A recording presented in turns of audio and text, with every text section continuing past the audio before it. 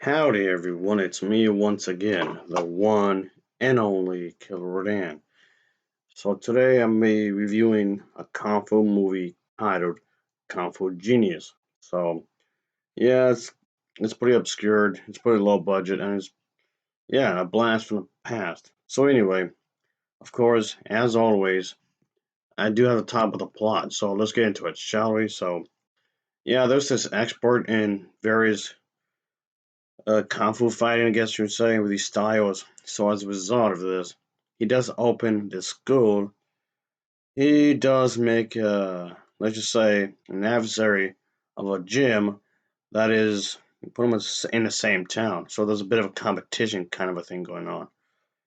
He also makes an enemy of this, let's just say, this brothel owner, so to speak, who brings in a lethal fighter to take him out. So yeah, let's just say that things become pretty damn crazy because of that.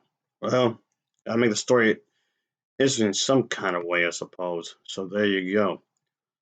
But anyway, that's pretty much the idea here of what they were trying to do with this storyline and whatnot. Because I guess they're trying to make it seem interesting to some extent, I guess. Trying to make it some kind of way, make it enjoyable and whatnot. But this is one of these, what do you call, um, one of these kung fu comedies. Which, like I said before, I don't care for kung fu comedies really. I mean, they're fine if they're done right, of course, but just mixing the two isn't exactly my cup of tea. Not really. Yeah, but this one's all right though. It's okay. But I would say that this is definitely one of these dubbed versions I'm talking about. Yeah, of course it had to be the dubbed version. Oh boy. But anyway, I thought this story itself was pretty straightforward, which doesn't have to be a bad thing, obviously. At least I don't think so. Yeah, but yeah, I did think the story here as a whole was pretty straightforward in a lot of ways. Which, yeah, obviously doesn't have to be a bad thing, of course. So yeah, we see the student, but of course, when we have to see that these characters have to pretty much be used in a way to progress the story in one way or another, obviously. And that's the thing. You gotta have some kind of conflict in the story and whatnot. And that's what this film is trying to do. Have some kind of conflict, obviously. So yeah, but like I was saying, this was the English dubbed version, obviously, and the dubbing isn't particularly great, really, at all. But the other thing is that, so yeah, the plot itself is pretty straightforward. It's pretty simple, a basic plot that's understandable, and that in itself doesn't necessarily have to be a bad thing. And yes, of course, as you can guess yourself, there's definitely plenty of fighting, and that's definitely is a good thing. Obviously, nothing wrong with that.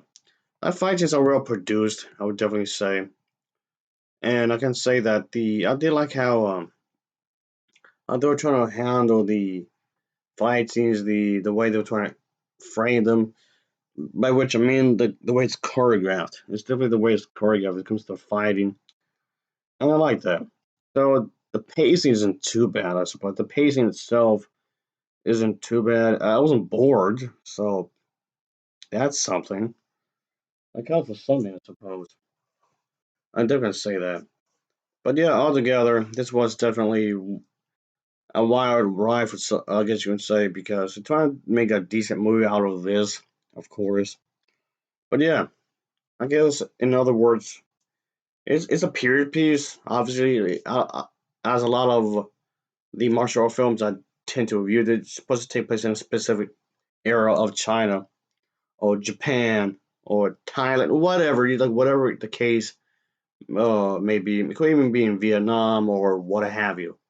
What I'm saying is that I prefer these to take place in a specific period of time in Asia. I like those a bit more. But putting these in a more modern setting, I don't know, it doesn't quite work. I know I've said this before in my with some of my other videos, but making it take place in a more modern setting, it doesn't have the same charm. It really don't. I don't know. Maybe it's just me. Maybe it's just me, I guess. whatever. But yeah, I did think that the story itself is trying to capture its own feel, I guess, its own vibe, I guess. But yeah, I've seen better martial art films. I know, yeah, I've reviewed better martial art films.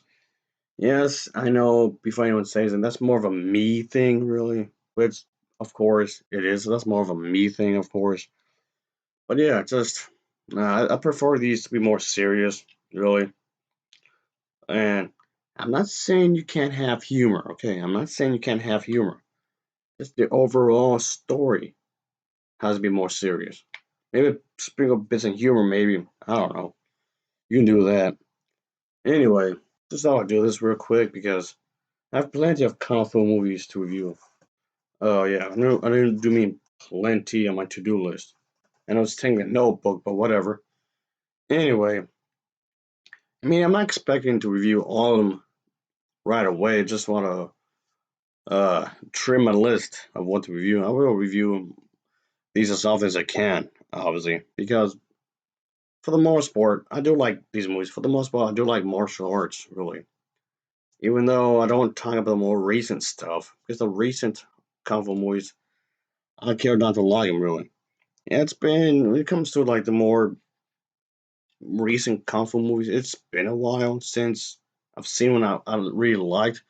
Yeah, it's been a good one. It's been a good long while since I've watched one I've really liked it, really.